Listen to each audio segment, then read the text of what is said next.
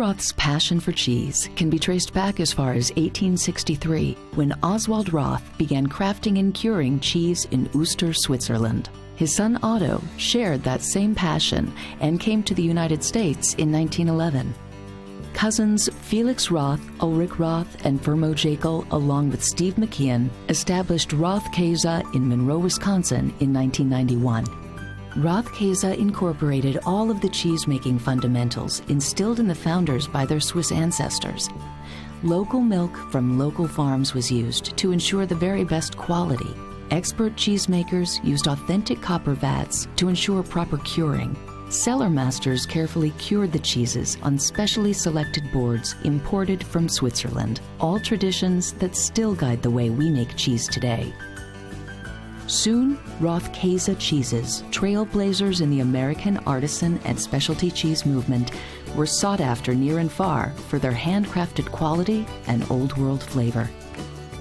Then, in 2009, Roth Käse became part of the Emmi Group, the leading milk processor and premium dairy company in Switzerland. Today, we are known as Emmi Roth USA, manufacturing our range of handcrafted Roth cheeses, while also offering Emmi's full range of traditional Swiss varieties. Our focus on quality is at the forefront of everything we do, but we're also committed to creating a reliable supply. In addition to the nimble Chalet factory here in Monroe, which can craft up to 20 different varieties, our cheeses are also manufactured at our Platteville plant, which offers capacity for larger scale production.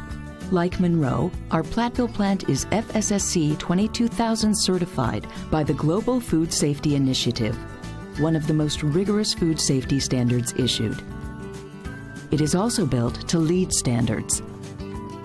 We're going to give you an inside look at how our cheese is carefully crafted in our plants. But first, a little bit about the primary ingredient in cheese: milk. It was easy for the Roth family to choose Wisconsin as the place to hone their craft. Many early settlers in the area surrounding our Chalet plant were Swiss, making it a home away from home. But what really made Wisconsin a great place to make artisan cheese is the milk. This is, after all, America's dairyland. Access to milk is vital in making cheese, and for us, it can't be any milk. It has to be milk from Wisconsin cows. When the weather allows, they graze freely in rich green pastures of clover and prairie grasses. This, coupled with the outstanding care they get from the family farmers we work with, leads to high-quality production and rich, complex flavor. If you haven't already noticed, cows are pretty special to us here in Wisconsin. We smile when we see them because you can't say cheese without caring for the cows. We are honored to support the family farmers in our state. Their hard work provides us with the very best RBST-free milk and allows us to maintain the highest level of quality in all of our cheeses. Once the milk is delivered from the farm, it's time to start our cheese-making journey. Rob Fry is the plant manager at Emmi Roth USA in Monroe, and his passion is evident in everything he does. Emmi Roth gets their milk supply from 2 local dairy cooperatives. All of the milk comes from within about a 60-mile radius of the plant. High quality milk, we set the standards that are even more stringent than the FDA or European standards. Our belief is that in order to achieve great cheese, we need to have great milk from the beginning. The milk comes in from the farm, and before it's unloaded, we do a quality check on it. We check for titratable acidity, we check for antibiotics, and we do a sensory evaluation.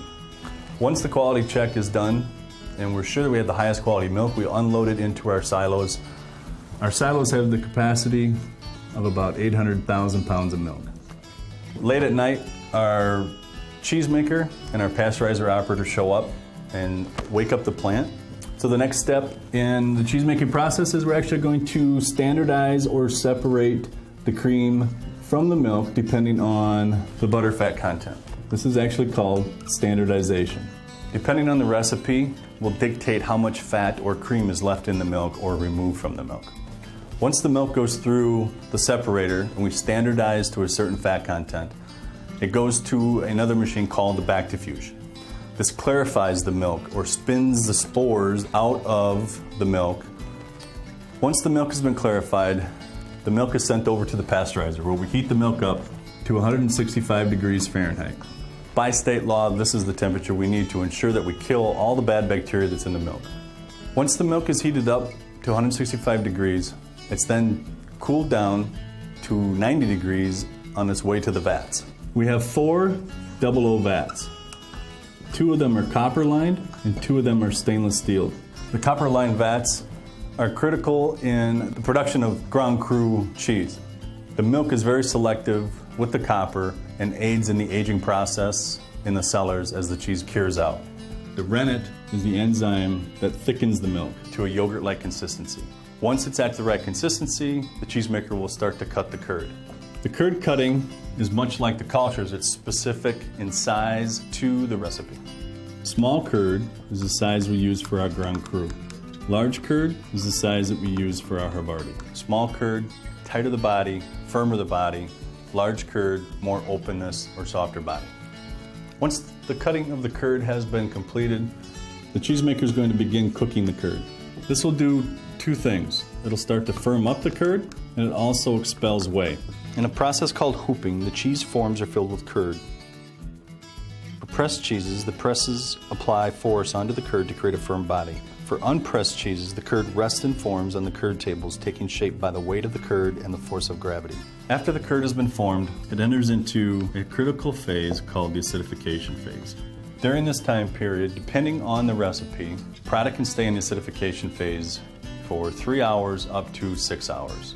During this time, it's on finishing carts, constantly being flipped and monitored for pH. The tables are actually covered to maintain the heat, which gives a nice environment for the cultures to do their job. At the end of the acidification process, we're looking for 2 things. We're looking for the pH to drop to a 5.25, and we're watching for the curd on the exterior of the cheese to knit together. It's important for these 2 things to come together before going to the brining process. The brining process does 3 things. It extracts a little bit of moisture, starts to create the rind, and it adds flavor to the cheese.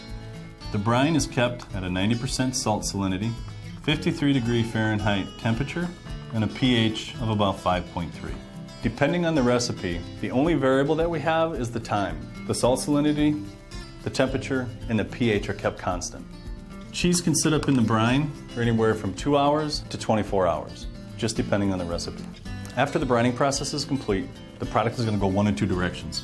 Fresh product goes to packaging, and our cellar or cured product goes to affinage. Cellar-aged cheeses will cure for 6 weeks to 12 months, sometimes longer. During the process known as affinage, which is French for the craft of finishing or refining cheeses, certain cheeses such as Grand Cru are laboriously flipped and smeared to allow the product to cure from outside in as well as the inside out. Longer curing produces more intense flavors. In the affinage cellars, temperature and relative humidity are closely monitored and maintained to ensure the highest quality. On a weekly basis, we grade the cheese and select the product to be released for sale or keep the product into the cellars in order to age it further. Once the product has been cured for the proper amount of time, it's ready to be shipped out to our customers and enjoyed by all. I want to thank you for coming on this cheese-making journey with me. Our commitment to quality, perfection, safety, and everything we do as cheesemakers has led to a myriad of national and international awards.